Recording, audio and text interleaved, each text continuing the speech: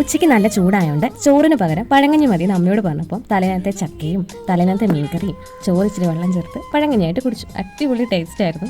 അങ്ങനെ ഇരുന്നപ്പോൾ ദാ അമ്മ ഒരു കവർ പൊതിയായിട്ട് വരുന്നു. അതിലെന്താണെന്ന് വെച്ചാൽ അമ്മയുടെ കൂട്ടുകാരി പള്ളിയിൽ നിന്ന് വന്നപ്പോൾ നേർച്ചച്ചോറ് കൊണ്ടുവന്നതാണ്. നേർച്ചച്ചോറ് കഴിച്ചവർക്കറിയാം അതിൻ്റെ സ്വാദ്. നല്ല എരിവുള്ള ചിക്കൻ കറിയും ചോറും. എൻ്റെ വയറ്റിലൊരു ഇഞ്ച് സ്ഥലമില്ലാത്തതുകൊണ്ട് അതൊന്ന് ടേസ്റ്റ് ചെയ്യാൻ പോലും പറ്റിയില്ല. കുടിച്ച പഴങ്കഞ്ഞിക്ക് ദഹിക്കാൻ വേണ്ടിയിട്ട് നന്നായിട്ട് ഉറങ്ങാമെന്ന് വിചാരിച്ചു. ഉറങ്ങി എണീറ്റപ്പോഴേക്കും ഒരു ഹെയർ കെയർ ഒക്കെ ചെയ്യാമെന്ന് വിചാരിച്ചു. 2 ദിവസം മുമ്പ് കഞ്ഞിവെള്ളത്തിൽ കുതിർക്കാൻ വെച്ച ഉലുവയായിരുന്നു കേട്ടോ. നല്ല സ്മെല്ലുണ്ടായിരുന്നു. അല്ലെങ്കിൽ ഉലുവയ്ക്ക് സ്മെല്ലുണ്ടല്ലോ. ഇതൊരു അടിപൊളി ഹെയർ മാസ്ക് ആണ്. 2 ദിവസം മുമ്പ് കഞ്ഞിവെള്ളത്തിലിട്ട് വെക്കുന്ന ഉലുവയ്ക്ക് കുറച്ചുകൂടി നമ്മുടെ ഹെയറിനെ സ്മൂത്ത് ആക്കാനും നമ്മുടെ ഹെയർ ഗ്രോത്തിനെയൊക്കെ നല്ല ഹെൽപ്പ് ചെയ്യുമെന്ന് എനിക്ക് തോന്നിയിട്ടുണ്ട്. അപ്പോൾ അതൊന്ന് എല്ലാവരും ട്രൈ ചെയ്ത് നോക്കണേ. അതിൻ്റെ സ്മെല്ലൊന്ന് ബാലൻസ് ചെയ്യാൻ വേണ്ടിയിട്ടാണ് ഞാൻ കറിവേപ്പില ഇട്ടത്. കറിവേപ്പില അല്ലെങ്കിൽ അടിപൊളിയാണ്.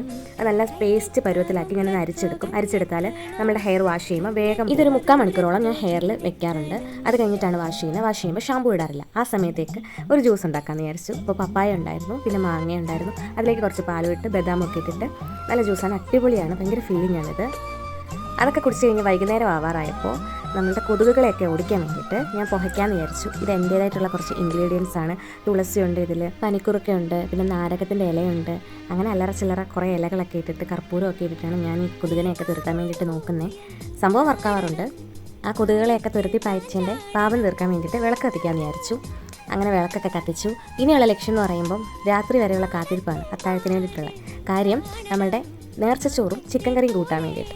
ഉച്ചയ്ക്ക് കഴിക്കാൻ പറ്റാത്തതിൻ്റെ വിഷമം ഞാൻ രാത്രിയിൽ അങ്ങ് തീർത്തു. വയറ് നിറയെ അടിപൊളി ചിക്കൻ കറിയും നേർച്ചച്ചോറുകൂടി കഴിച്ച് സുഖമായിട്ട് ഉറങ്ങും. അപ്പോൾ അത്രയേ ഉള്ളൂ.